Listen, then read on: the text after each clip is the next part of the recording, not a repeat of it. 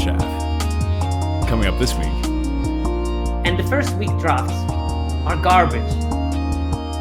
Your favorite question to get asked, the speed of the format. The speed of the format. I don't know. Can I build Marina Vendro from this pool? The answer was no. It probably will usually be no. What's up, Chafficionados? Welcome back to Draft Chaff. This is episode 217. Joining us on the line today is Sierkovitz, data extraordinaire. I don't know if extraordinaire. I just spend probably too much time on it. That's what happens when you sit in the data and you actually enjoy looking through it. I think if you spend enough time with anything, you get pretty good at it, right? So the data, of course, is a pretty valuable thing to get good at. Organizing calendar, that's something I spend a lot of time in, and I never became good at it. Calendar extraordinaire Sierkovitz has joined us today for a breakdown of some of the week one data we have here for Duskmourn. It's pretty early. We're going to take a look at what we can see so far. A couple intro reminders. If you're not in Discord, hop on in. Great place to be sharing trophy decks, especially with this early stuff in the format. We've also been posting some bounties in there. We have some fun achievements to aim for these this new set. A couple people have already been talking about achieving the promising staircase, getting 8 rooms unlocked. So that's pretty sweet. So I already did it. Yeah, you did? Yeah, nice. So far, no one has survived the 20 damage from Cursed Screen, I think it's called. The instant and sorcery doubler. But that's an achievement that I look forward to someone getting. I think that the easiest way would be to play white-red Reanimator and have one of the spells that you're doubling to be a cocoon thing. Yeah. It gives you 6 lives, so you will survive your 20. If white-red Reanimator is a thing in this format, this format is already looking like what I'm going to enjoy a lot. So, by the way, if you are not following us on YouTube, we've been putting out live drafts every Monday and Wednesday. We've got one out. We recorded one and we trophied our first draft of the format with a black-white Enchantress deck. It was pretty sweet. Recommend you go check it out. Patrons, thank you as always. Y'all are the best. You keep our show running. Something to look forward to are our stickers for Duskmourn will be coming around sometime soon. I'll get in contact with our artist once we have an idea of what our Draft Chaff hero will be for this set. There's always good perks over there as well. You can support us for as little as $0.25 an episode. Now let's jump into our crack a draft type thing for today. I'd like to take a look at a pack one, pick one that I actually saw and had in this format. This was my second draft, and to be honest, I've only done 2 drafts so far. So this pack, let's start by walking through. There's a forest. Now, I know you mentioned in a tweet, Sierkovitz, that the dual lands, they take a common slot instead of a land slot. Was that it? No, it takes a land slot. So 50% of the lands will not be basics, but will be one of those dual lands. So you got the unlucky pack without the dual land. Right. So that makes them less common than in, say, like Outlaws of Thunder Junction? They are between commons and uncommons in terms of rarity, but closer to uncommons than to commons. So it's 1.2 copies per draft. And commons, you get 2.2 copies per draft opened on average per pod. And uncommons, you have 0.9 copies per pod. So it's, between, but much closer to the uncommon. There you go. This is why you're such a valuable guest to have on, because those sorts of numbers are honestly, I find representing Magic in that way in my head makes a lot of sense, and I think a lot of people it makes a lot more sense for too. Because I was wondering about this. I mean, even just having done a couple drafts, it didn't feel like we were seeing the dual lands. And maybe had I not known that, I would have thought that I could approach the format more like OTJ, like, oh, you can splash around, you'll see the common duels at some point, but maybe you just can't rely on that. Yeah, I mean, I guess in the end, experience would have taught you the hard way, but knowing that before is one thing less that you need to think about. And in theory crafting, it's important to know what are the rarities of things. Like the fact that you will open a particular rare once every 3 pods is actually a relevant information if you know that. So if you have like a rare build around kind of rare, and you are sort of maybe not in the lane that rare would be great, but if it happened, you're quite happy. You know that there's like a third of a chance that this rare is going to appear in a pod, because that's more or less the frequency that rares are in each set. Mm-hmm. And same, knowing that opening multiple of copies of commons is now not as prevalent as before the play boosters is important to know. But it's also important to note that the drop in frequency of each common was not big.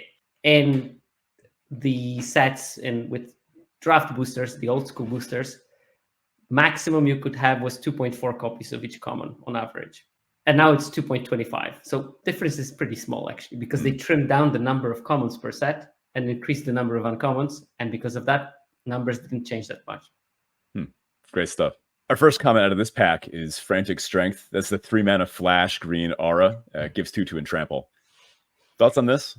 I mean, I'm not going to first pick it. Let's not kid ourselves. I have a weird feeling that in some aggressive red-green decks, it might be actually quite decent because it's a combat trick that stays, but also when your creature dies, it goes to graveyard, fueling the enchantment count for your Delirium synergy. So I think there might be a spot for it, like some kind of once the format cools down a bit and people will start overdrafting Azorius or something, and green becomes less maybe contested.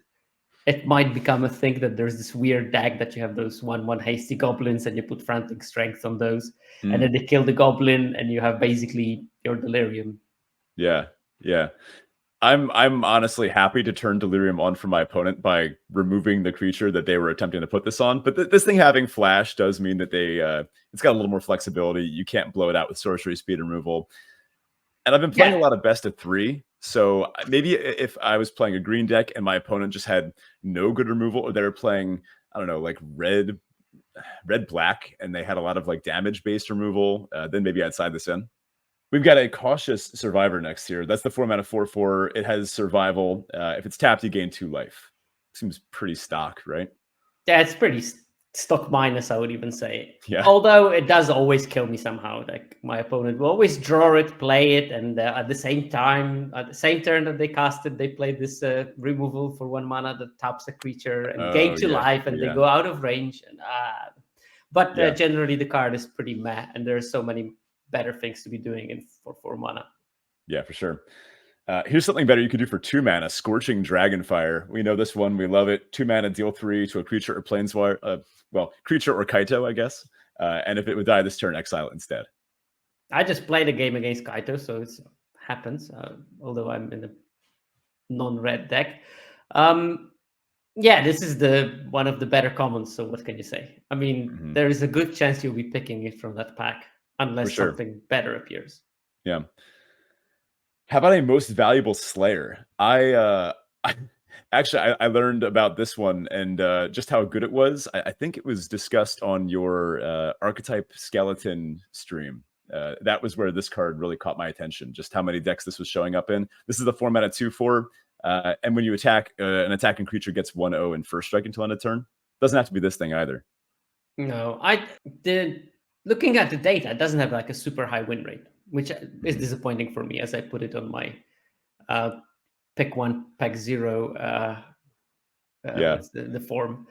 But I think it will grow over time. I think that this card is still good. The 4 toughness is really relevant in this format, it seems. Like it goes out of range of so many things. There are so many combos with it. It allows pushing damage through those last few points of damage for the red decks. It's important to get that card. So far, not impressing, but I think that part of it is, I don't know, people overplay Izzet and put this card in Izzet, which is also not a great idea in general. Yeah. Hopefully, after the format cools down, and when we look at the data from excluding the first week, it will increase. It looks good. I will still pick the Scorching Dragonfire, by the way. Totally. I find this one pretty interesting, particularly in Boros, which does have that power 2 or less thing going on. And this is a 4-drop, right? I mean, if you're playing Boros power 2 or less, you don't really think of that as being too high a curve deck. But I've found that if you play all 2-drops, you might sometimes just get outclassed by some of these random 4-mana 4/4s, or if they stick an aura on something big and you just can't get in anymore. If you can play up the curve a little bit, but still play into that power 2 or less synergy, such as with Most Valuable Slayer, I find it's a pretty interesting role player in that deck. I haven't drafted that deck too much, so I'm interested to see if I can go big Boros, maybe. I do love big Boros. It's also like dope with Fear of Being Hunted. Oh my god, that's disgusting. Yeah, they have to block it. Oh, wow. Yep. 5/2 haste, first strike. Sounds good. Yeah. Has to be blocked. Good That'll luck. eat It's any. very quickly becomes abyss. Yeah. Oh, I have to try to pull that off. That's my new goal in the format. Next up here, we have Final Vengeance. This is black for a sorcery. As an additional cost to cast it, you have to exile, or rather sacrifice a creature or enchantment, and then the effect is that you exile target creature. I think that this is the most annoying card in the format. I don't blame the card. The card is absolutely fine and playable. Annoying part of it is it's being now taken as a almost premier common removal. Looking at the Alsa and looking how quickly it goes out of the packs. It's not. It's a synergy card. It should be put in synergy decks. But of course, it being taken highly means that Rakdos gets a hit. So you can't play it. And I think that I was thinking about it today. If there would be a Pro Tour next week, I'm pretty sure that Rakdos is one of the better decks to be drafting at the Pro Tour. Because at the Pro Tour level, people will know. They will leave you the Final Vengeances for the Rakdos drafter in the pod. Yeah. While on Arena, it just won't happen. So you try to go into the Rakdos lanes and you will have cards that are specifically for you being cut from you. It's a good card, synergy card in Rakdos. Pick accordingly. It's not going to be great if you need to sacrifice a 3/3. Yeah, true. I'm thinking about how maybe in like a black-green deck, if you had enough of that sort of black sacrifice fodder, this could work. But as you pointed out, if you're sacking your, say, Cautious Survivor, that's obviously not what you want to be doing with this card. Yeah, you want to be sacrificing something that wants to be sacrificed, preferably opponent's creature. That's the best, of course. Yeah. But you have things that you want to be sacrificing in black-red, and that's why the card should be at best in there. And we will see that in the numbers, I can assure you. This probably is the best pairing with the Turn Against. I'm blanking on the name of it, but the 3-mana red sorcery that steals one of their creatures and gives it haste. I don't know the name, but exactly, yeah. 4 mana to do that whole cycle is a really good price, by the way. Yeah. Well, this is slightly worse 4-mana removal, but it's still 4-mana removal in blue. It's Vanish from sight. That's the instant puts an unland permanent on top or bottom of its owner's library, and then servo 1. They get the pick, by the way. Yeah, we're talking here about the top 10 common of the set, so you think it's not a worse form of removal. Yeah, no, it's really good in this set. It's like a perfect curve topper for the blue-white tempo decks. The Surveil on it is sneaky good. It allows you some kind of selection. You can also do disgusting things. I played it on my own Roller Clasher ride, and it was fine. Oh my god! End of turn, and let's re-wrath the board because the second wrath was needed. But I did win that game. A second run on the roller. I mean, yeah, I would hope. That's insane.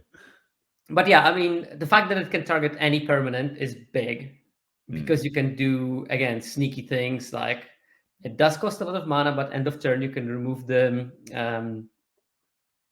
Oblivion Ring from your creature.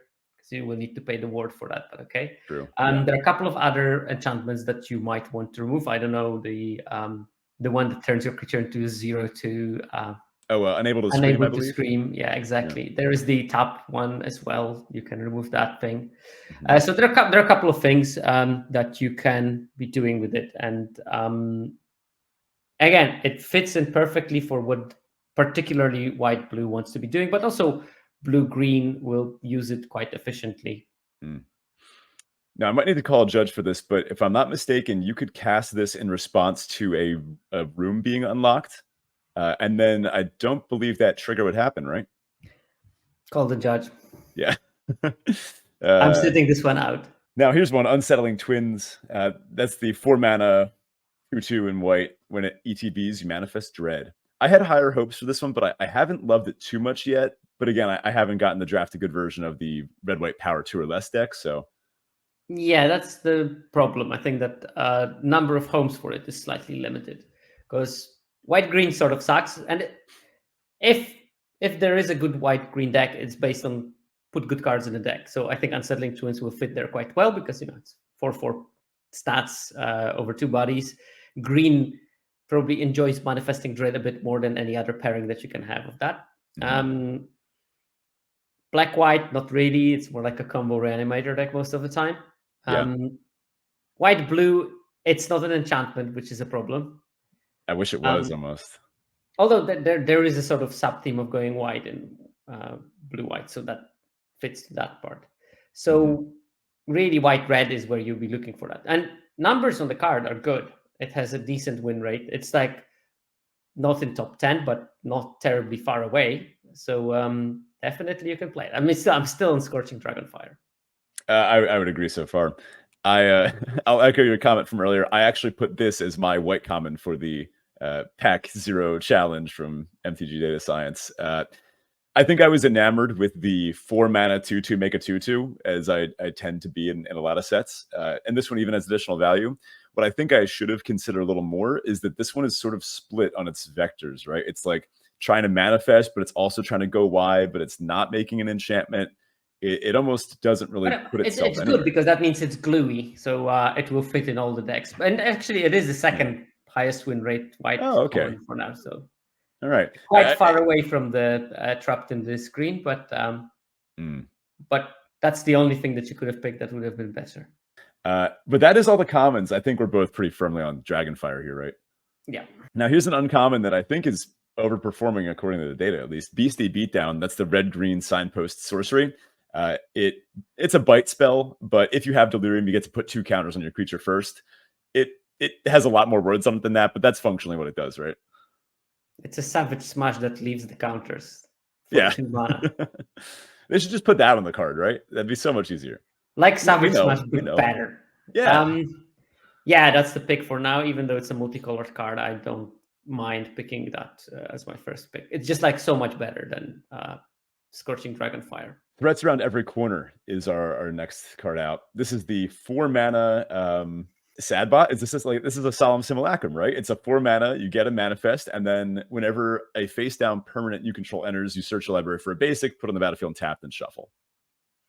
Yeah, so it is a solid card. I mean, not better than the Beastie Beatdown. How is it called again? Threats Around Every Corner. Threats Around Every Corner. Why there were treats around every corner? That's why I There's no treats on Duskmourn, dude. It's fight or flight only here. I mean, honestly, win rate wise, it's very comparable to the Beastie Beatdown. Oh, really? Yeah, it's like 60%. So I remember that it was pretty solid. I just couldn't find it on the list because I'm blind. But for the mono green uncommons, that's only Under the Skin is better, and that card is, well, Timeless Witness, no, Eternal Witness. So it's amazing how they managed to sneak in several like cards from the past, but with Manifest Dread. There is the Manowar. There is this version of Solemn Simulacrum. There is the Eternal Witness. It's all pretty cool in terms of how it operates. It looks like it's a good card. I never played with it, so hard for me to evaluate. I can only base myself on numbers. But if hundreds of people played it and they get decent results, it must be good. I definitely want to try it at some stage, but I just was never into those more grindy, maybe green-black decks where I think it will be probably best, or green-blue. Yeah. I'm also curious as the format evolves how well Sultai will play, given that both, I mean, I think blue has a lot of the good Manifest Dread stuff too. I like the Manowar, for example. And that I think would play pretty naturally into like black-green Delirium. Whereas I think blue-black, the sort of enchantments vector that's present there, wouldn't play that well naturally with the black-green Delirium thing. Maybe there's a John them out. Yeah, and you get Winter, the Jund legend, everything. No, I don't think so. But all the other things look pretty good. Maybe there's a Timor rooms as well. Oh, yeah. Because you have all those fixing green rooms. You add all the Izzet ones, and you build yourself a room deck, and this thing might be part of it. Although the problem with the room deck and manifesting Dread is sometimes you will get all your best rooms into graveyard or limbo, and that's a bit of a problem. I found that one of the hardest parts for me in this format is how to balance Manifest Dread with non-creature spells, because you lose so many of them through that, and there's so little. There are very few ways of getting something that's not a creature or a land from the graveyard, unfortunately. So when you say lose, you mean just like milling with Manifest Dread? Yeah, exactly. Yeah, okay. But like if you play a room deck and you have this win condition room and you mill it, it's a problem because you would just lost your main victory plan. And that doesn't happen if your main victory plan is a creature and you can always put it under and flip it. I have been thinking about prioritization of Manifest Dread and where to put whatever you see. And obviously there's many reasons to put certain things in the graveyard that are contextual, like achieving Delirium, or if you're a Reanimator deck. But as I've been thinking about the format more, I noticed that there are a lot of bounce effects and reshuffle effects, like if you think of the Flood Pits Drowner and that sort of thing. So I do feel like in a vacuum, if you have no incentive to achieve Delirium or Reanimate, you're incentivized to put your spells under the Manifest, right? And that way, if they do get bounced, or if you could return it to your hand, or maybe even if you have, like you mentioned, maybe that Roller Crusher ride winds up under your Manifest, vanish from sight, it back on top of your library, right? So I played I played the Manifest, the Roller Crusher ride a couple of times, and both of them, it was a splash. I just saw it like pack 3, and I said, I'm squeezing it 1 red mana, because why wouldn't I? Yeah. And the problem was not as much the Manifest Dread, but how many mountains do I put in my Manifest Dread deck? Oh, interesting. Because that's very easy to lose, and I had to be really careful about prioritizing my land fetching into getting that mountain out of my deck as quickly as possible. ASAP. Wow. Yeah. Just so I don't lose the bomb, basically. And it's it's problematic. You have to really play those fiddly games, and I think that's one thing that will make splashing considerably more difficult in this format, because you will have to splash with more basic lands than normally, just to make sure you don't mill yours. Wow. Yeah, that's a great point. I hadn't thought of that. Well, me neither. I just experienced that several times, and then I'm glad you experienced it so that I can think about it and not experience it. There you go. We have Untimely Malfunction up next. This is one in red. It's an instant. It does a bunch of stuff. You choose one, either destroy a target artifact, change target spell or ability with a single target, or 1 or 2 target creatures can't block this turn. It's very replaceable. I hope never play it.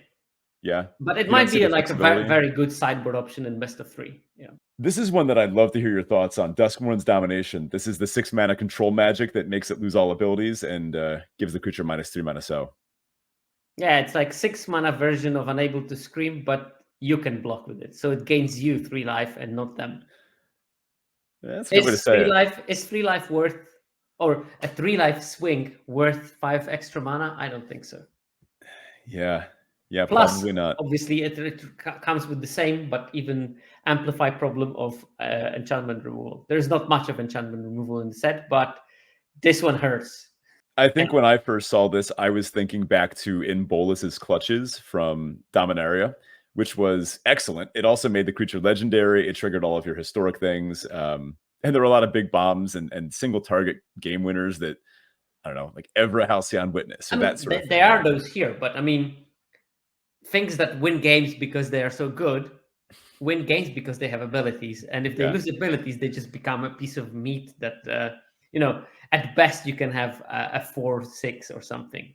I mean, 4/6 on your side is good, but this is like the best case scenario when you spend 6 mana to negate their 6 mana threat, and maybe you can get Volvagoth, and then you have like a 6/9.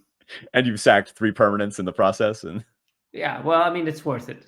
Yeah, because if you don't, you're dead. You'd be losing. Yeah, that's true. So in a vacuum, would you take Unable to Scream over this?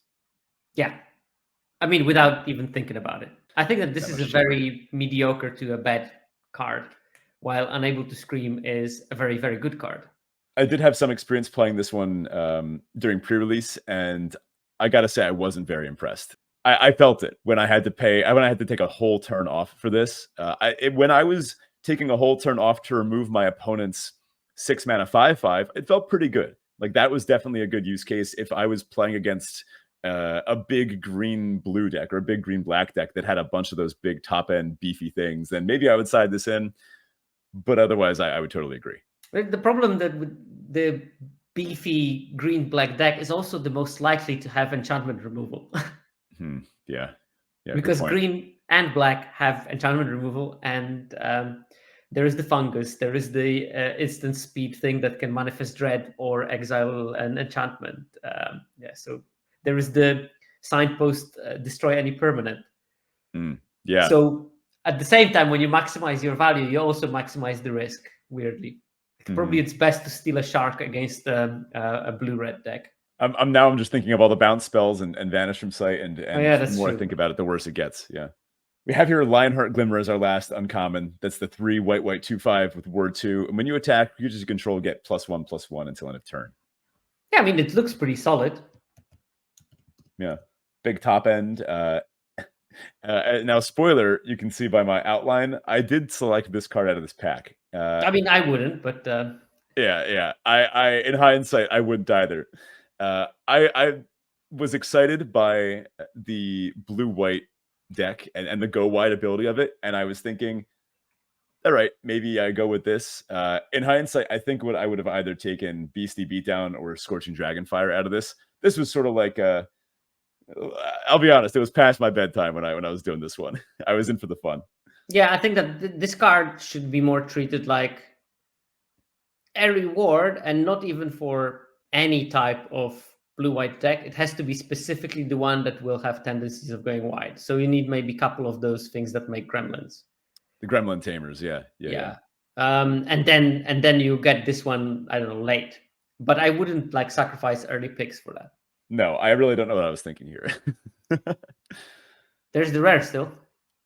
I mean, Blazemire Verge. This seems like an eternal playable. This is the black red rare land. I would slam it in paper. Oh yeah, what's it worth? I don't know, like £6 or something. Six pounds. So I don't know, it's $8. Yeah, I'll take that. Yeah. I would just take it and probably try to get in Rakdos, because why wouldn't I? Now, does that go for Arena too? Or no, in Arena I would have picked the Beastie Beatdown. Yeah, over the Dragonfire, red green is that good? Well, it's one of the better color pairs. If I go red, I can also go red white, but I think I would pick Beastie Beatdown is better enough. And if I don't get there, that's fine. I mean, I picked a stronger card, and that's fine. With that, I think we can jump into a bit of week 1 data analysis. Now, this is your area of expertise. Feel free to steer us in whatever direction you so choose. But I mean, day 1.5 rather than week, I would say. But that's Now, you and I are both people of science. Yes, I think we should state our assumptions, and that's that.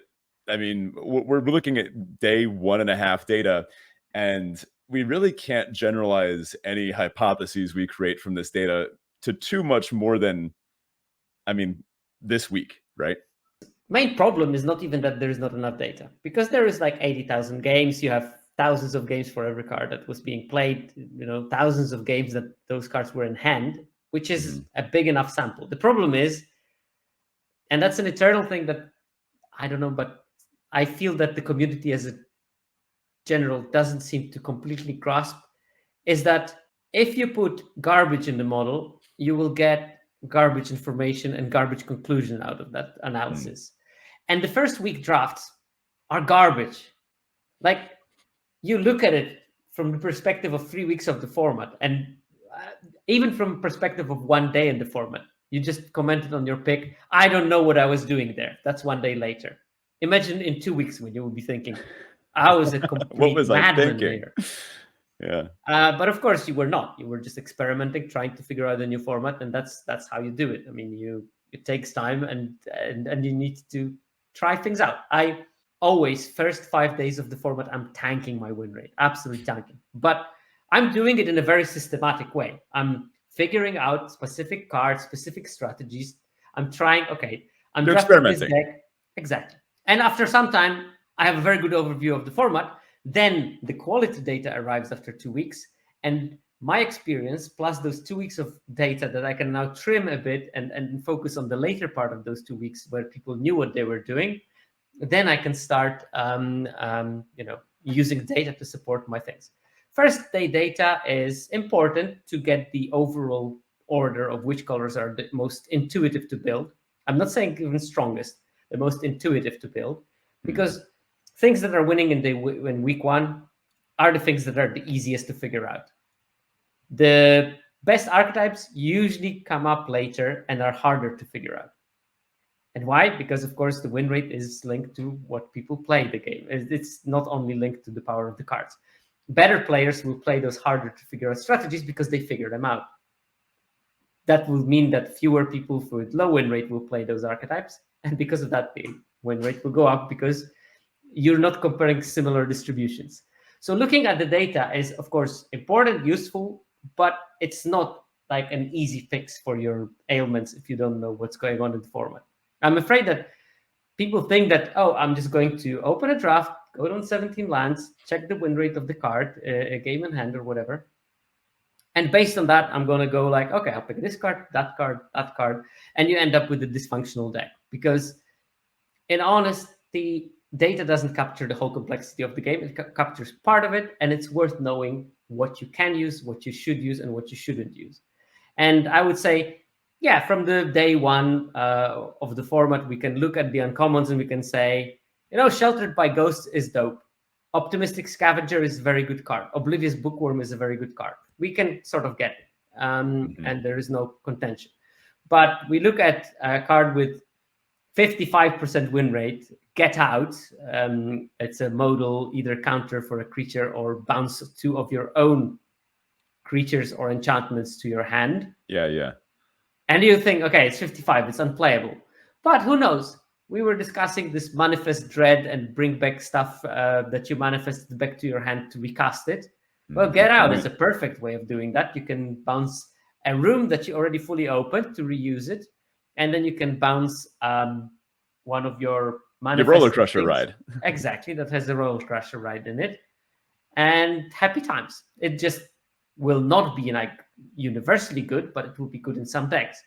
And in order to be good in the late format, you have to have this range. You cannot be just the person that learned how to draft Azorius enchantments in the first days and will hope that the same strategy will work to the end. It won't, because currently Azorius is the highest win rate archetype.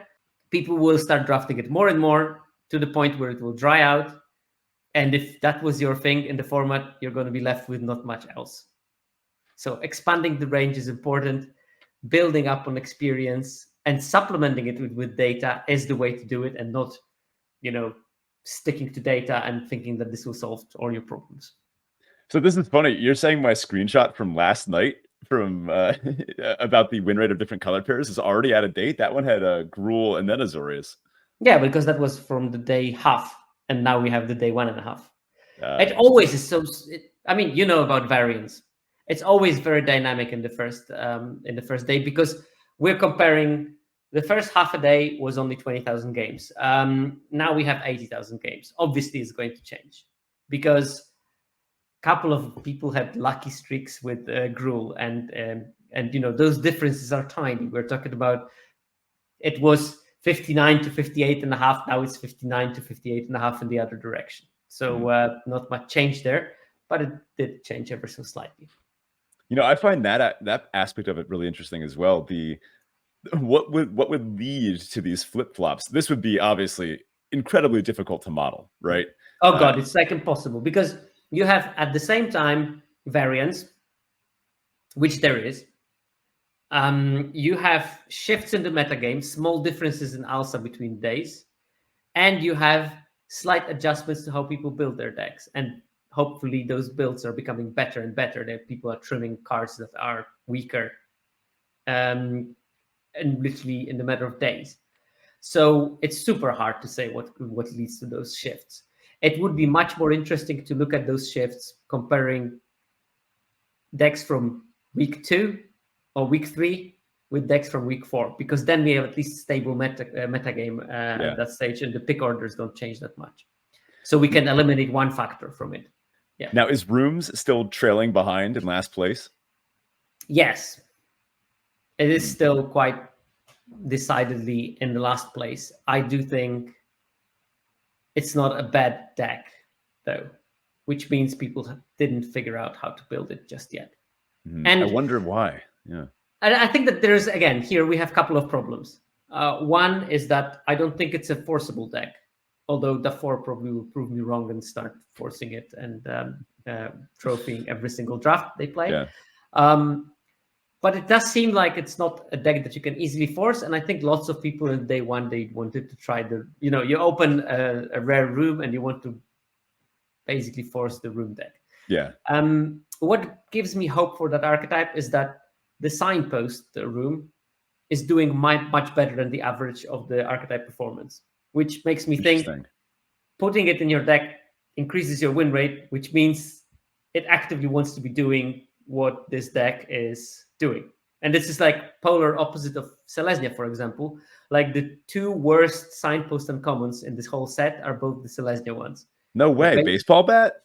Baseball bat and the +1 counter dude. I thought baseball bat seems excellent in green white. Is it just not? I mean, if the data says it's not performing, then it's underperforming significantly what Selesnya is doing, which makes me think survival is not a great mechanic. It's a miss.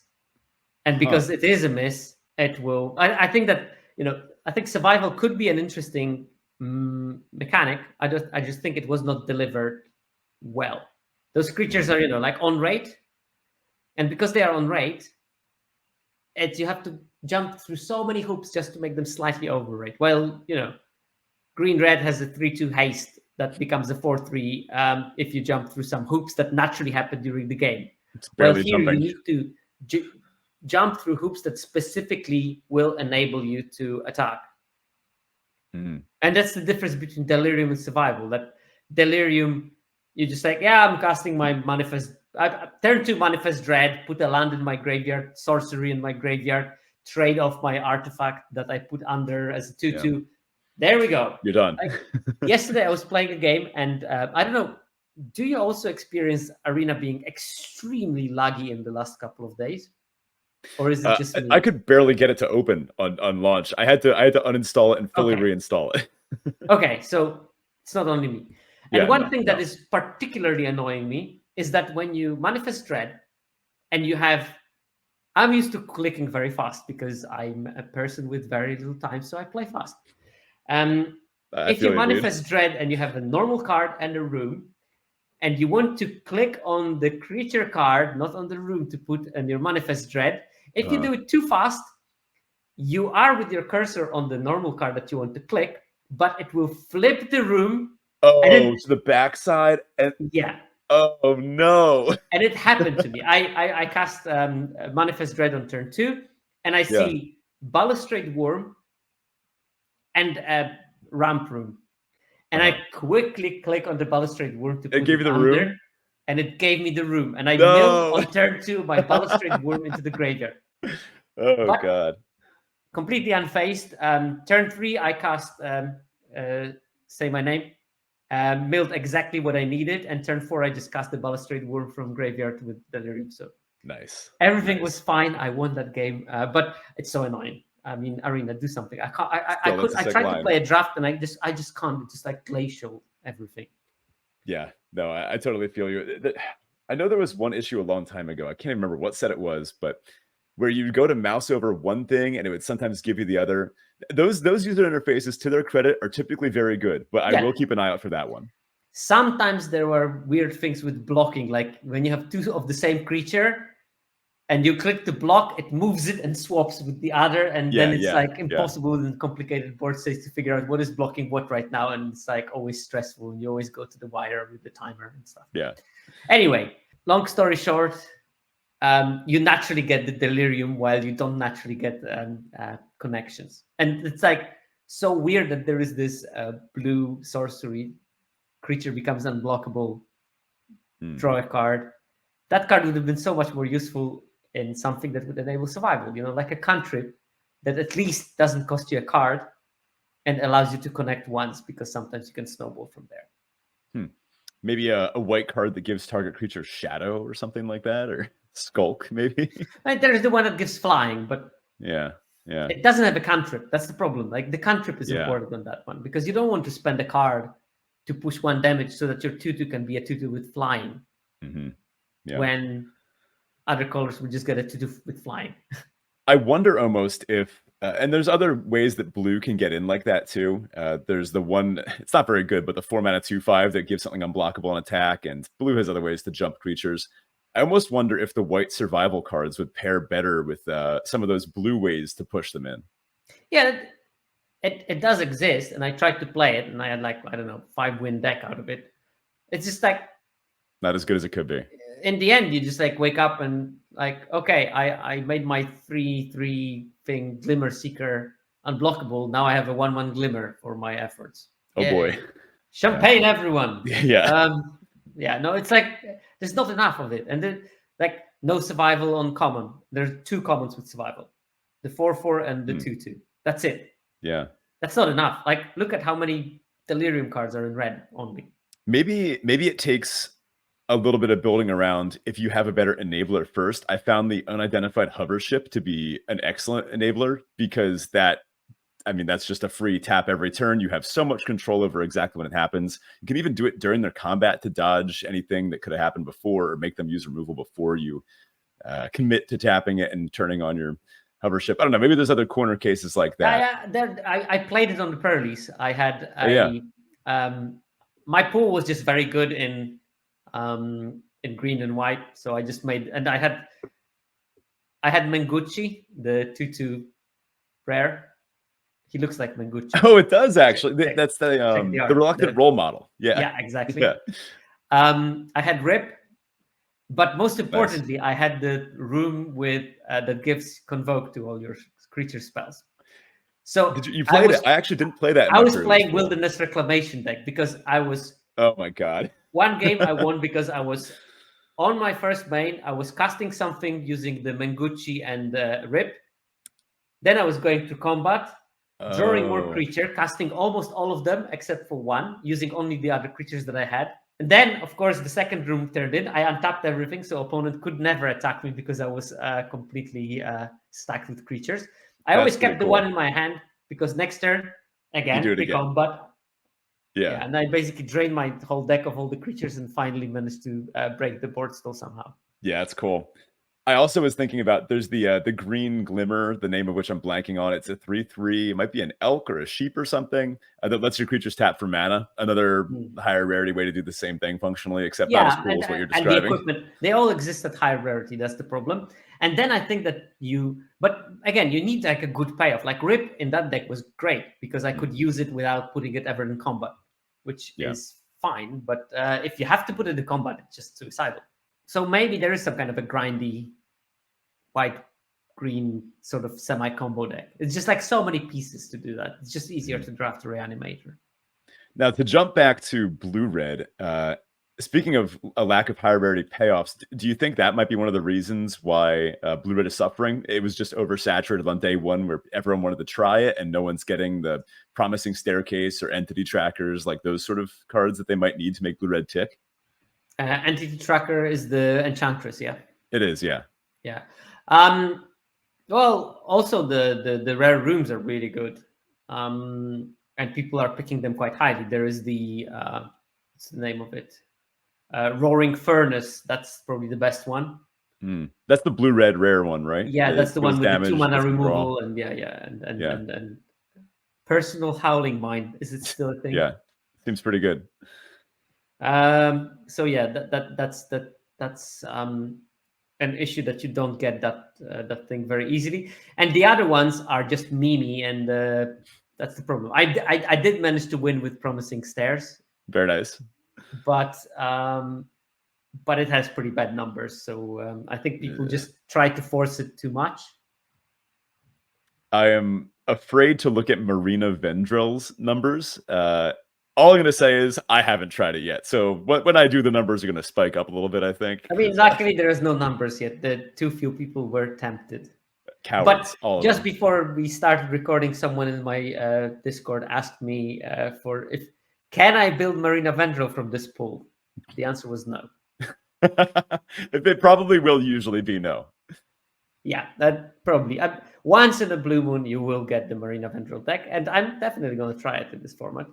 Totally. But I know that when I do it, I'm just putting like 1,500 gems on the line, and I said, I don't care about those.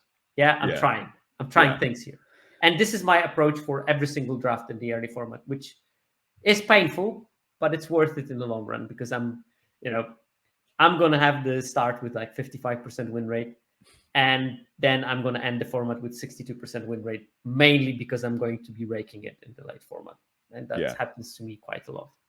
I almost, besides my one little Lionheart Glimmer late night draft earlier, I tend to have the exact opposite curve. I tend to play a little more spiky towards the beginning, just to get in some RCQ prep, that sort of thing.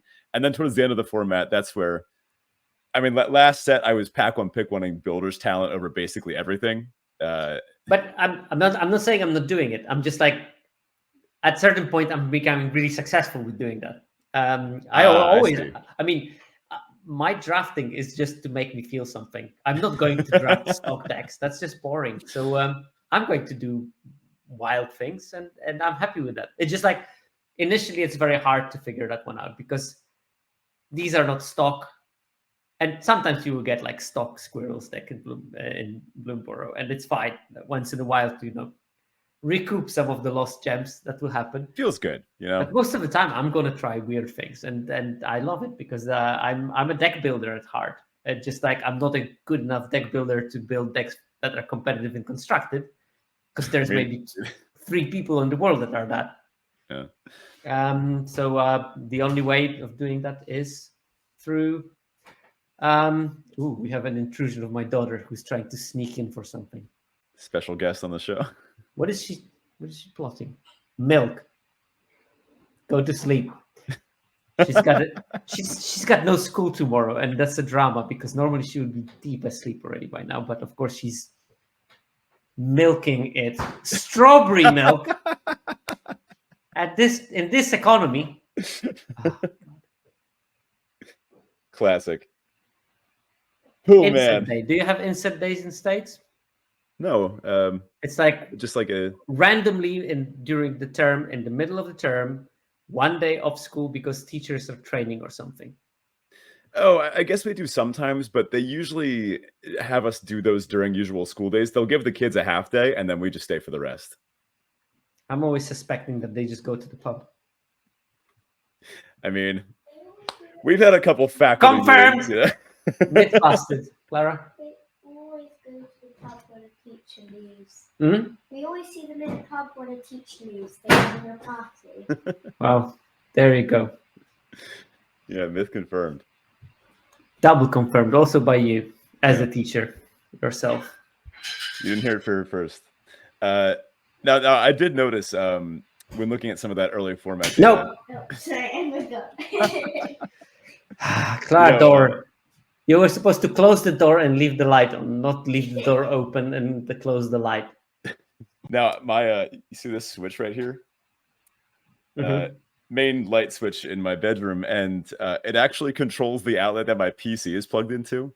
So more than one time, I have walked out of my room, absentmindedly flipped the switch, and blown like a 20-minute video upload. Just, I don't know why I set it up like that. It's not a good system, I can tell you that. No, it's not. But anyway, about the early format data, I noticed that black was absent from the top 4 slots. Is that still reflected, or has black improved a little bit? Black is significantly lagging. And this is, again, something that will be typical for the week 1. It looks like a more grindy color in this set. It's not aggressive at all. Black is struggling for, I would say, even a couple of years by now. Mainly because I think that design philosophy of WotC is, it gets the best removal, which is questionable. Because is it really? For years, white and red had better removal because it's more efficient mana-wise. But anyway, philosophy is they get the murder, so we can make the creatures crap. Murder's not that very good. Murder. That's what we're bragging about. In black this set, but it's not the best color in the set. Yeah. So it's struggling because of that. The creatures are just not powerful enough, and they know it. Design team, they know what they're doing. It's going to change in the next year or something when the feedback of that happening is going to reach them finally. And for now, I think that the black mages are not the luckiest. And this also is amplified by natural tendencies of people. And people in the early format go for fundamentals. I will draft removal. What color has removal? Black. So they will pick black. And there is also preference of people liking to draft black, and especially Demir. I don't know why people always draft more Demir than they should, whatever the format. So those things get That's a recurring overdrafted thing. early. Yeah, it is. And I think it's linked to what the non-17 lands users are drafting. Interesting. It's people that draft only in the first week of the format, and then they move on with their lives, while we don't have lives. They tend to play more blue-black, the people that just are one and done? I can't say that they play because, of course, we don't have their data, but I see like alsas of cards, particular cards. You see the shadows change of over. this pattern. Yeah. Interesting. Because the non-17 lands users data you can only see in the ALSA data, because ALSA is for all the community. Because how cards are being picked in the pack is affected by everyone in the pod. So I can sort of see exactly the shadows of what's going on. I can't really pin it to the particular. Probably if you like employed some serious stats, you could. But I don't feel like doing that. Yeah, I would offer a hypothesis. You feel smart when you play blue-black. You know, like you feel like, oh, I'm in control here. I've got the kill spells. I've got the counter spells. Let me control the board a little bit. You know, that would be my hypothesis. I don't think those people would be very good necessarily all the time if they especially just do one then bounce. I felt very smart playing blue-black. Last time it happened was Midnight Hunt. Oh, yeah. Well, that blue-black was busted in there. I mean, Organ Hoarders and that sort of thing. Hell of a drug. Yeah, I missed that set. Ugh. It was a fine set, underappreciated. Oh, for sure. I even Midnight Hunt and Val. I'm a big Innistrad fan, just fully all around. I still will jam a box of that with some friends, just up for a draft weekend or something. Yeah, I love those sets. But yeah, again, coming back to this set, Demir is low win rate for now, and it looks like there's not much that can change there. It doesn't seem to have redeeming qualities like Izzet potentially has. I think that black enchantments are particularly largely disappointing, and the ones that are half decent are not really synergizing with what Demir is trying to do in this set. They are much better in Rakdos shells, like the thing that makes an edict when you cast it on the creature. That's a great thing to sacrifice later in the game to get some kind of a value. Maybe not necessarily will be working in Demir decks. So yeah, maybe there's like a Grixis kind of shell with combines Eerie with some sacrifice synergies and grind. There are some decent red enchantments. This is weird. Like black is supposed to be an Eerie color, and I feel that most of the time red enchantments are better. I'd rather have Glassworks than whichever black rune that you can mention even. Yeah. I guess a black is almost split. It's trying to get them onto the field, but then also to sacrifice them. And it doesn't necessarily seem like that would play against each other, like those two things, because you get it onto the field, then you sack it. But I mean, maybe if you do have the risk of self-milling it and you're just not seeing them, or if you just aren't getting enough of them because they're high priority picks, or because, say, the rare ones are very good, maybe just the density isn't there. Oh yeah, the black rare rooms and mythic rooms are great. But how many can you get? Yeah, I've seen Mr. Metronome having 2 of the Demon Phyrexian Arenas. Of course, yesterday. That card is great. I mean, that card is fantastic. It just how often can you get it? To wrap up this sort of like little intro overview, I was curious how this stuff reflects what you discussed on your Archetype Skeleton stream, which for those listening, if you have not heard it, I highly recommend you check out. I'll be honest, I had to join late because I was stuck at school for a while that night. I came in maybe 3 archetypes before the end. So I didn't get to hear the full thoughts, but I can go back and re-listen to the whole thing, right? It's on YouTube? It's on YouTube. It's I also released it in the podcast form. Well, better to watch on YouTube. I actually made slides for it available as well. So even if you don't want to watch it because you don't have 3 hours of spare time, you can actually go on my Patreon, and the slides are there available for anyone, so non-patrons as well. And you can just go and click the links, and you can see the skeletons that me and my highly esteemed guests built. And we had like really strong group there, because we have Jason E, multiple top 8 Pro Tour competitor. Yeah. Jason E, Ryan Condon, who's going to be playing in the Worlds and specializes in limited. And one of my patrons somehow managed to get on the stream. One of the many perks. No, it's not a perk. It just happened. You heard it happened organically. Well, the perk is that being a patron, you get contact with me, and then you just sort of become part of the skeleton crew somehow as of my magic. So yeah, bunch of people, and you can see different approaches to different decks. Obviously, we build those skeletons with some concept in mind sometimes. Sometimes it's to showcase that you can build this deck. Okay, you can build Is It without the rooms. We had a build like that. Or that white-red does not need to be hyper aggro. It can be grindy. That was my white-red build that I was showcasing. Yeah, but you can go on the slides, or you can watch it on YouTube. So my question regarding the skeletons, would you say that what you've seen so far, the format, is at all reflective of that? Is it too early to say, or did you expect Black to be underperforming? Yeah, I mean, Jason literally, we have the one slide where all the decks are being written down. They didn't build any Black deck, and they just wrote, Black is unplayable. Oh, okay. I mean, if Jason, which was a hot take, but that's... I mean, and obviously hyperbolic, but not far from the truth. I mean, Black is significantly weaker at all metrics. Deeper, poorer commons, deeper, poorer uncommons. There is some redemption in the multicolor spells. The signposts are good, and high rarity cards are powerful, but it's lagging behind quite significantly. I think that, again, suffering from the fact that it's going to be difficult to build, and it's going to improve over time. But early days, well, if you approach drafting Black, you should know that it's not straightforward. It's not going to be smooth sailing for you. It's possible. I mean, green-black seems decent. Black-red seems decent. But blue-black and white-black suffer. Although I drafted Reanimator deck and it was very good, and I went 6-3 with it. And nice. And in 6 games, I managed to reanimate Valgavoth, and in 3 games, I didn't. Oh my god, that's the dream Reanimator deck. That's awesome.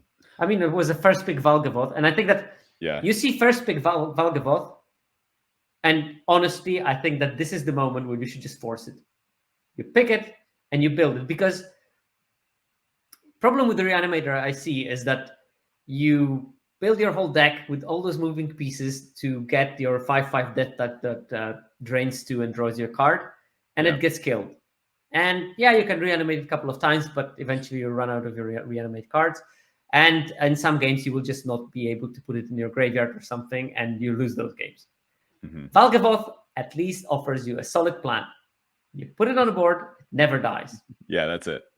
That's it. If it dies in such a way that you have like 2 turns of freedom because the opponent had to sacrifice everything that they had. It nearly kills them in the process. Use removal. If you reanimate it second time, you're golden. And because of its size, it outsizes the spells that exile it most of the time. Yeah, because good point. A 5/5 can die to this red spell that exiles things. Valgavoth, no, not fast. I've drafted enough Reanimator and Vintage Cube to know that you need all the things to come together. You need the fatties, you need the discard, and you need the reanimation spells. And making that work in limited obviously would be tricky for a whole lot of reasons. I almost wonder if Black-White will tend to cast I'm blanking on the name. Is it Shroud Stomper? The 7-mana signpost. It almost seems like the deck could just naturally get there by sort of controlling and then cast it. And then the Reanimator package is almost sort of just like you'll draw it eventually and then get back your best thing. And hopefully a Shroud Stomper has been traded off by that point, or maybe even something smaller, like one of the black or white cyclers, that sort of thing. Yeah. I mean, my version of the deck, I was very fortunate. I opened 2 copies of this 3-mana spell that mills 4 cards. You take 1 to your hand and 3 go to the graveyard. Yeah. I had 2 copies of it, and you gain 3 life, which is super important because you survive 2. You survive by doing nothing, thanks to Yeah. that. I did have a couple of goats. And goats are good if you draw. I had a good reanimator package because I had the Valgavoth, the 6/5 flying demon, the 5/5 thing, and maybe one land cycler. That's 2 of the 3 steps, right? A discard outlet and the 5 reanimation spells because I had 2 of the 1/1s. Cocoon. Oh, the Valgavoth's Faithful, is that it? Yeah. And Valgavoth and the Faithful. Oh man, that was one of our bounties for reanimating Valgavoth with the. I did it. I definitely did it. Nice, yeah. Nice. And apart from that, there is this 4 mana 2/2 that both players discard a card from their hand, and if you did discard a card, you draw. It's actually very good in that deck. And actually, this is a pretty decent looking card in terms of the stats for the black, because it gives you this kind of grind, limiting the resources of the opponent while increasing your own card selection. And in my case, increasing the card selection while progressing my plan by discarding something chunky. And and then it can work. But I think that this deck would never go to 6 wins if I had, let's say, even 3 of those 5/5 Death Touchers instead of this one Valgavoth that I was also very fortunate of milling quite frequently. So that's the problem that the deck will have. And I don't know if there is like a non-reanimator version of White-Black. Alex Corticols is also promoting your view that you should play this deck to get to 7 mana very fast. And I was walking my dog today, and I usually, if I'm not listening to a podcast, I'm thinking about Magic while I'm doing that. Of course. While the dog runs away somewhere. I was thinking, should you be playing like 19 lands in those decks? Well, are you playing the cyclers? I'm probably going to play 1 or 2, most of the time. But I think that like playing 19 lands, you want to play as many of those ramaging 2/2s as you can. You want to hit your 4 mana, you want to hit your 5 mana, so you want a lot of lands, and then you can play like early interaction, reanimation spells. But it's just a hypothesis of how, and this is how you should approach the format. Like I see that this deck is performing poorly, which means that those reanimation spells are going to be wheeling, because I see them wheel all the time, which means it's an abusable strategy if you know how to make it right. Problem right now is that people don't know how to make it right. And I don't know if the Valgavoth is a needed ingredient for that. Probably it's not.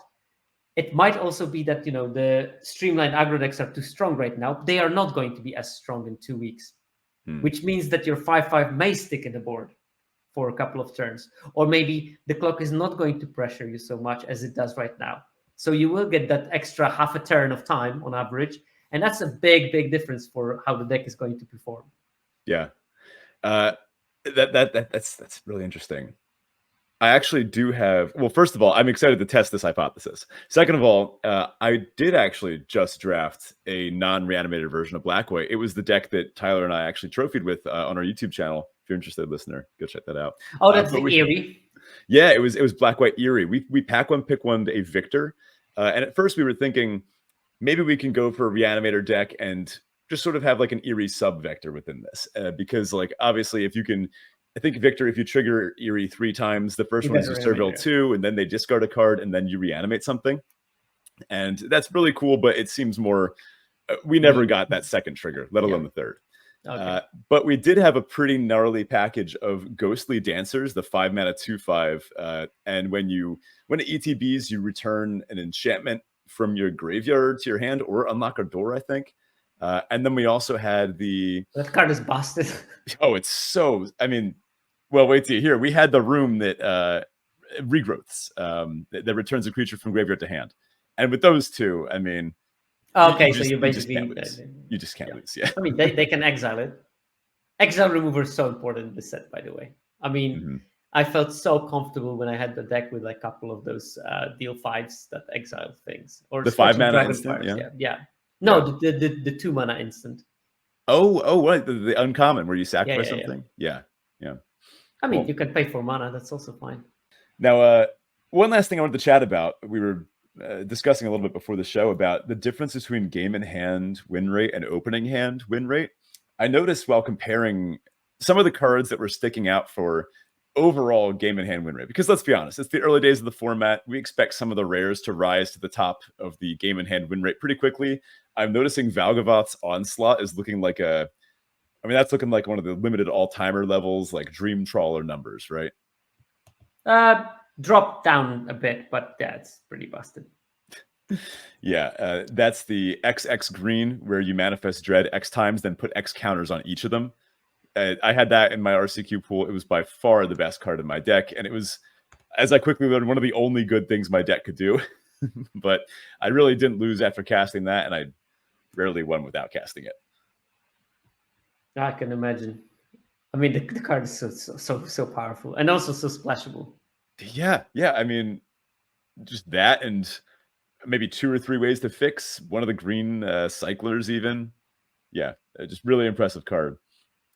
Yeah, I noticed a lot of them don't have data yet, a lot of the mythics and rares, but now, as of a day and a half worth of data, we are starting to see some of the other good ones rise to the top. Yeah, only a handful of cards don't have the game in hand win rate. Then special guests, couple of mythics, couple of rares, and usually the ones that, the ley lines of this world, they don't have enough sample size. Rightfully so. They shouldn't be played. Yeah. I call that a mulligan, If my opponent starts with the ley line. I think the red, there might be a deck. Yeah? Are you gonna take turn 4 to cast it if it's not in your opener? Would you take turn 4 off to cast this artifact that deals 20 damage to you? Not week 1. Not well, maybe. I mean, card is good. If you copy 6 spells, you probably are good to go. Correct me if I'm wrong, but that's instants and sorceries, right? I mean, blue-red wants to be casting rooms with those effects. Well, you build it slightly differently. I guess that you. Yeah. You are you copying the cantrip blue unblockable thing, like Mana War? Oh, all right. Never mind. If I saw that in a sealed pool or something, I'd be in. You got me. The put permanent on the top of the library, you turn it into Plow Under. Yeah. Okay.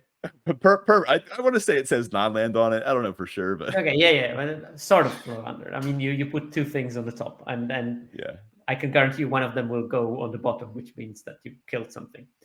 I mean, I'm sure that there's a build around, but this one can work as a sort of this for combat tricks. You just need to have a very, very specific deck with evasive threats, say piranhas or something, and a bunch of like the +3/+0 combat tricks, and you just like go all in on the sort of hyper aggro approach. Mm-hmm. Now, I wanted to mention Optimistic Scavenger. This is one thing that I do see is high in both game and hand win rate and opening hand win rate. That's the white for a 1/1 at uncommon, and it's the Eerie. Just put a counter on something. This seems like maybe the best 1-drop in the format. Well, it's one of the best cards in the format. Point. It has a 66% win rate on the opening hand, and this is not surprising. I think, is it? Yeah, no, not really. I mean, it has like potential carve outs of swinging for like 20 on turn 4, and then these require only commons and uncommons, because you can go this turn 1, turn 2 you get the signpost blue-white thing that reduces the cost of enchantments and unlocking doors. Turn 3 you play the common white room for 1 mana, make another glimmer, and you open the second room because it only costs 2 mana, and on turn 3 trigger again. You swing for like 9. It's like and you put 2+1% counters from the opening as well. So just like sick openings from that. That's possible. I almost feel like I haven't wrapped my head around the fact that I'm used to playing Enchantress decks, right? But the fact that Eerie will trigger when you just unlock the other half of the room, I don't feel like I've fully factored that into my weighting of these cards yet. Yeah. I mean, it is pretty powerful. But Optimistic Scavenger, definitely a card that will have the super high opening hand win rate. And I don't think that there are many cards in the whole set that will be better than that. Mm-hmm. Like Unholy Annex is the only card with the higher opening hand win rate, the Phyrexian Arena thing. Because you can plan very well how you're going to play with it. And Valgavoth's Onslaught is the second card. So this is the level we're talking about. Unsurprising, yeah. Well, that's wild to think that the Scavenger is currently above the Onslaught. Yeah. No, I mean, it's mathematically tied, but Yeah, let's sure. not split hairs there. But for example, yeah, I'm shocked that entity tracker is such a wide split. 66% opening hand win rate, 56% game drawn win rate. Like getting it late is not good. Yeah. So maybe you've already used up your rooms, or you've milled them by accident, or that sort of thing. Maybe you have empty-handed.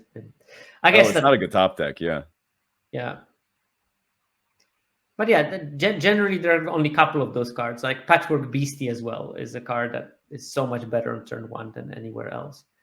The problem with the data in this set is that it won't fully capture the power of certain cards, because some cards you will see quite frequently by being manifested, and some cards will be better as manifested cards than the others, and we will have a problem in seeing that in the data.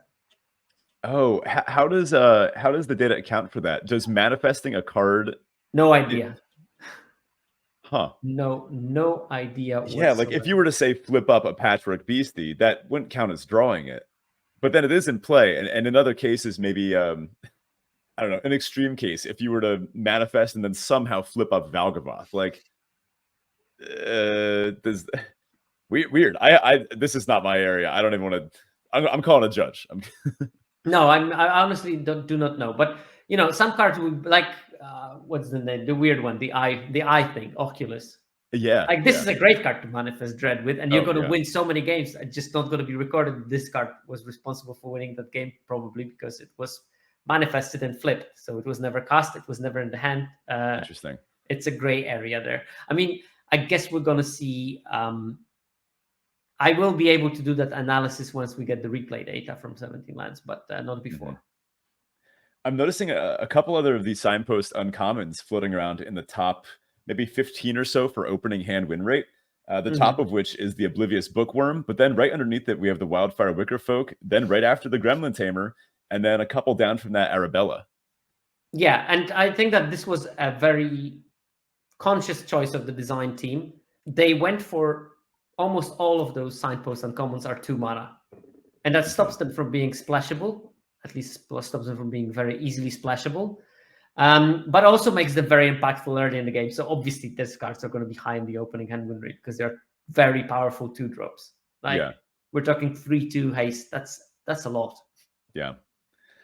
But then I notice if we swap to looking at the game's drawn win rate, a lot of them, as we'd expect, do go down. And we see other uncommons creep up. For example, Sheltered by Ghosts. Well, that was high in both, to be honest. But Fear of Isolation, the blue 2/3 flyer that bounces something in the hand. Under the Skin, the Eternal Witness. Flood Pit's Drowner. Unnerving Grasp, the Mana War. A lot of these interesting mid to late game cards with some real cool play to them. Yeah, and you know, you expect it to be like that. Under the Skin, well, obviously you want to have some kind of a graveyard to make a selection out of it. You don't want to like play it and hope that you're going to hit something that you can return to your hand, because it will work. I mean, you can cast it with the empty graveyard, manifest Dread, put the thing that you want in the graveyard, return it to your hand. But sweet move, yeah. You need to hope. Fear of Isolation, you need something to bounce. So obviously it's not going to be that great early in the game. Unnerving Grasp, the same. You want something that is worthy of being returned, bounced to the hand, either from your side or from the opponent. I also found it very nice that the bounce spells can bounce your own things, because you can get this, you can get the machine gun. So you can make the combo eerie kind of thing, like with the Fear of Isolation and the Bottomless Room. That's the 1 mana bounce. Turbo bounce everything. Yeah, you loop it. You yeah. Fear of Isolation, return the Bottomless Room. You play the Bottomless Room, return Fear of Isolation, and blue mana is what limits you in spinning the wheels there. It becomes 3 blue for 2 eerie triggers, right? Yeah. Seems good, and you can break that up, of course. Yeah. Cool. So this is your way. The black-white eerie multicolored rare. It just needs blue to work, and then you can just make the loop, reanimate something. There you go. Now, I'm going to ask you about what I've seem to think is your favorite question to get asked. The speed of the format. The speed of the format. I don't know. I mean, I don't know the speed of any format based on the data, even if I have all the data from all the things, because the speed of the format is trying to pin one number on a very, very, very, very complex topic. And I can tell you about how do games look for each archetype, not in this set, but in the earlier sets when you have more data. How does the speed of each archetype look like? What is the distribution of the end of turn kind of data? I can tell you what is the tail of the super long game and how does it impact the average? Because that's, I think, something important. It's like, I looked at Khans of Tarkir, and Khans of Tarkir has got the slower number. And of course, people think it's a much slower format, but actually the number of super fast games is more or less similar. It's just many, many more of those games that last 20 plus turns, because some games just go to a standstill and it's like draw, land, go, draw, land, outlast something, your go. Yeah. And it takes forever. And of course, because there are many more of those 20 turn games, the average is going to go up. But does it meaningfully mean that this format is slower? Not necessarily. Really. It's more prone to stalls. And I think modern design eliminated those eternal board stalls. And I think some people might miss it, of course. But it doesn't mean that the speed difference is so huge. It's just like it's exacerbated by the fact that there are those board stally games. I almost feel like if we're on the... if you're, say, looking at 17 lands and you're looking at the format speed, I almost feel like it's more interesting to look at the variables that are actually graphed on these axes and just think about what they're telling us. For example, game win rate on the play I found kind of interesting. I mean, for both currently Premier and Trad Draft, it's looking like around the 53% mark. Half, yeah, that sort of range. It's like, yeah, and it's games last short, but again. Do games last short because the format is particularly aggressive, or do games last short because decks are often mismatched because people don't build their decks correctly just yet? And you have some people with those super streamlined aggressive decks versus people that are doing rooms because they open the build around rare. It's very hard to say. I think Premier Draft Duskmourn looks 52.5% on the play advantage, which is actually low for the recent. Much lower than a lot of the recent ones. As always, and this is something also that not everyone is realizing. Traditional draft best of 3 is much faster and has a much bigger disproportion of the on play and on the draw. So think of it what you want, but I think people think, oh, best of 1 is so fast, but actually games last shorter in best of 3 because of the disproportion of the player levels, honestly. I'm gonna say I've farmed the best of 3 queues for a while now, and I can confirm that. That's sometimes you just wind in, you just maybe I'd say 1 every 2 leagues you run into functionally a non-game. Like it's and I hate to say, because like I was good for your opponents too, you know, like good for your opponents. Got him. Last time you're getting invited on the show. You said that last time. With that, I think we shall transition into a bit of our check-in, our Teferi and Tibble, our Rose and our Thorn for the week. Now, I was actually asked by Tyler, who sends his regards to you, listener. He's sorry he couldn't make it this week. He had a class he had to attend for his soon-to-be child, which that's a pretty good excuse, I'll say.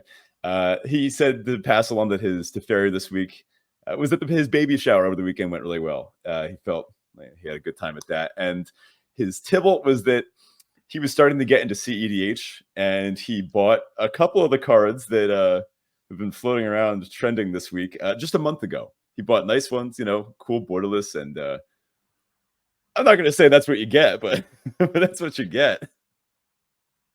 I feel sorry for the people that lost their money because I can't not have empathy towards them. I know these are very expensive cards. Yeah. Did you have any of them? That's the tweet. No, God no. I mean, the only expensive. I told you, the only expensive commander card that I have is the one that I got from your giveaway online, the Imperial Oath borderless foil. Yeah. I also have a anime version Ristic Study I opened in a draft pack, and Nice. anime version Smothering Tide that I opened in a draft pack. Very nice. That's it. That's and yeah.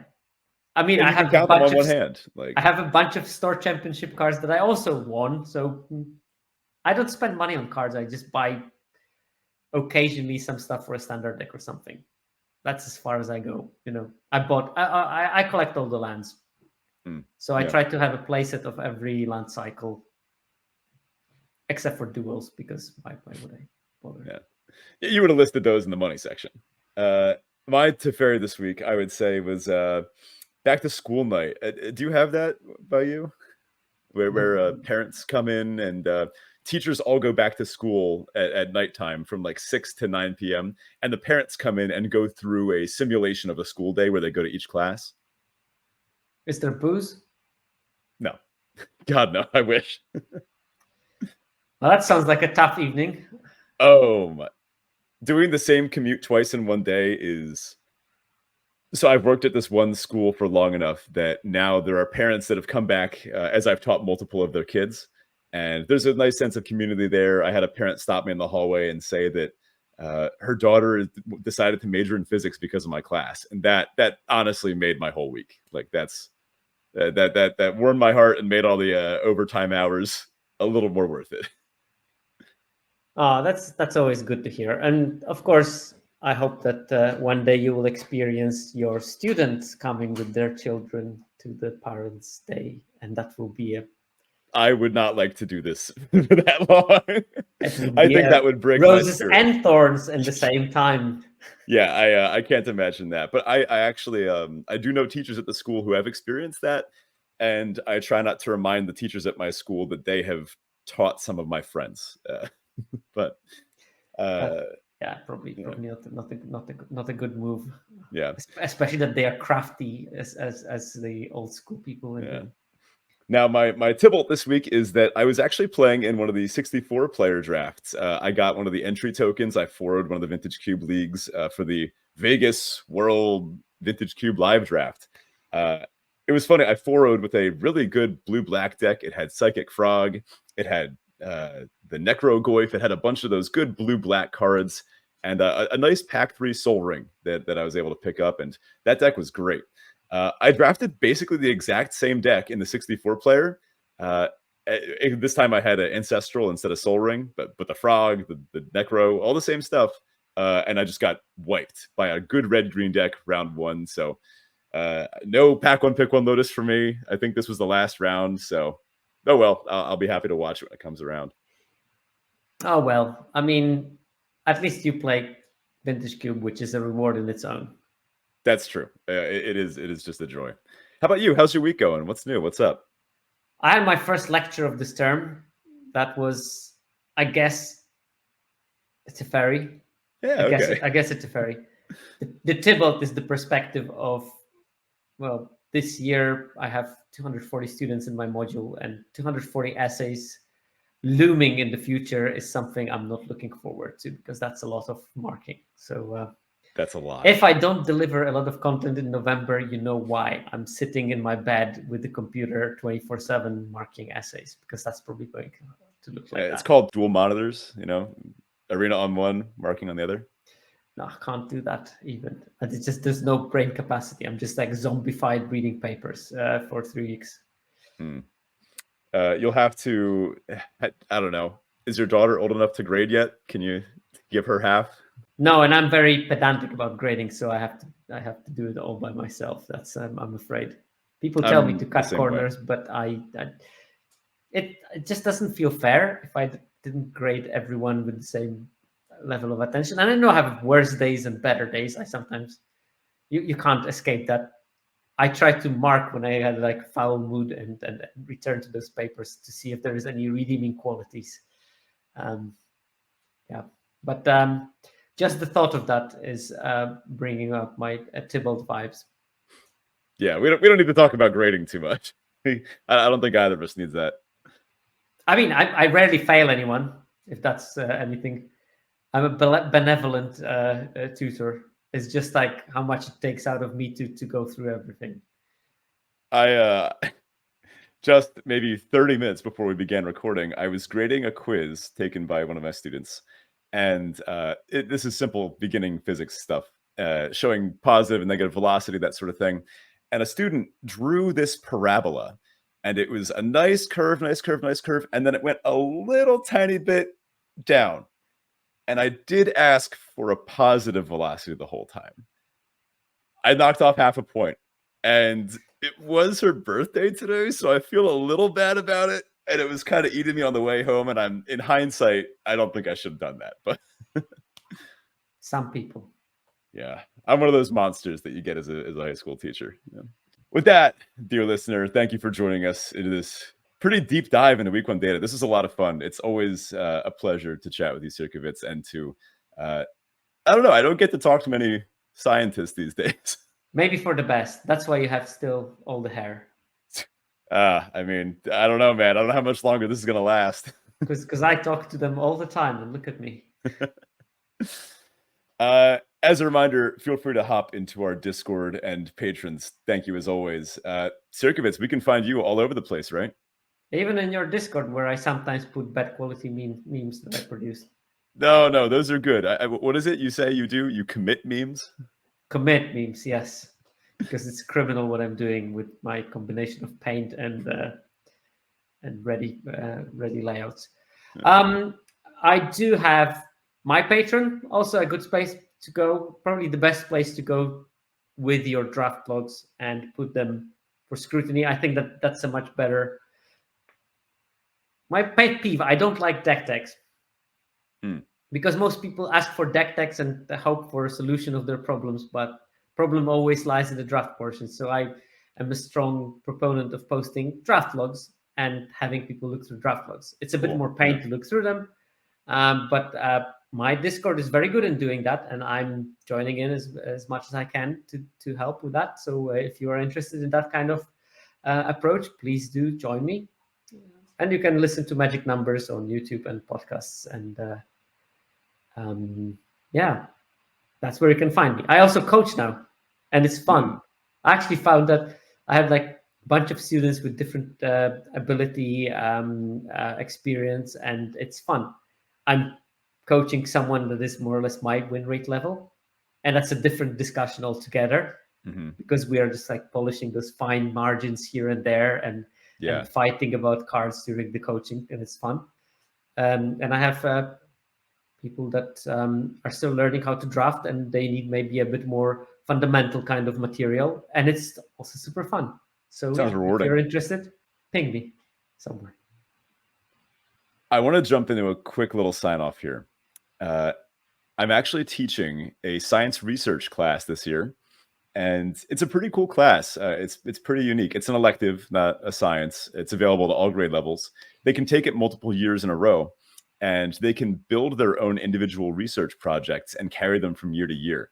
And if they're a freshman and they have no idea what they're doing, we have sort of like canned experiments in a variety of scientific fields that we give to them, and they can go as in-depth with them as they want. They can take little side tracks. It's a nice class.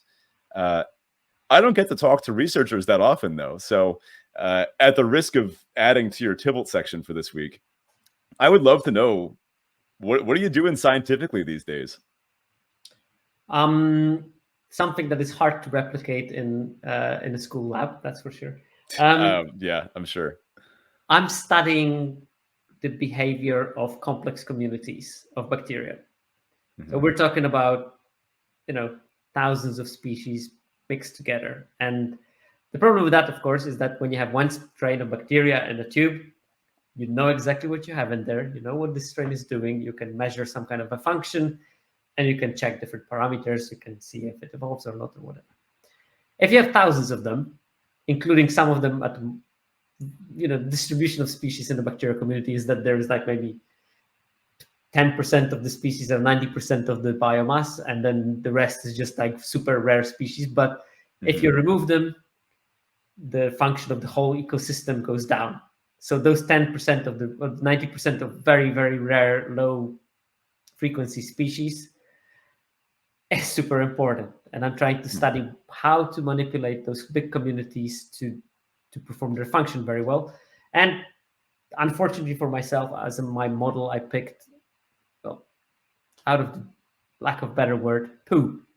So it's usually animal slurry that produces biogas. This biogas is my function of the ecosystem because they have to produce the biogas. Otherwise, they would acidify themselves and die. If they don't produce biogas, I know that they're doing poorly. If they produce a lot of biogas, I know that they're doing well.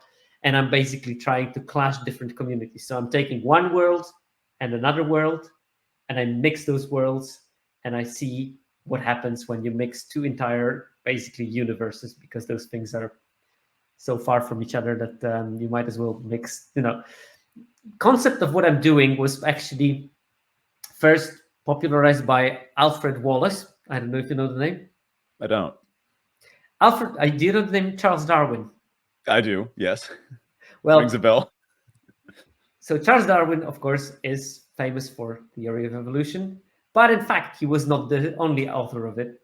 Wallace published very similar things to Darwin at the same time, and they were both credited with them. And actually, Darwin credited Wallace, Wallace credited Darwin. They were all very friendly about it. Cool. So he's the co-discoverer of the evolution. Also, they later went very cookie with spiritualist kind of pseudoscience, but that's a different Is that story. why we don't hear about him as opposed to Darwin? No, I think that it was mainly it's mainly his own work that we hear about Darwin. He was giving Darwin so much credit that over time Darwin was remembered, he was forgotten. Because he felt that Darwin worked on it earlier, just didn't publish anything. And because of that, he was sort of sidetracked through his own kindness. But he had this, he figured out that when continents clash, the composition of animals on those continents changes quite dramatically. And actually, the example he was studying was the American continental interexchange, when Panama Isthmus closed and South America and North America became connected as one continent. You could see that in the fossil record, that the animals from the south moved to the north and from the north moved to the south, and he called it community coalescence.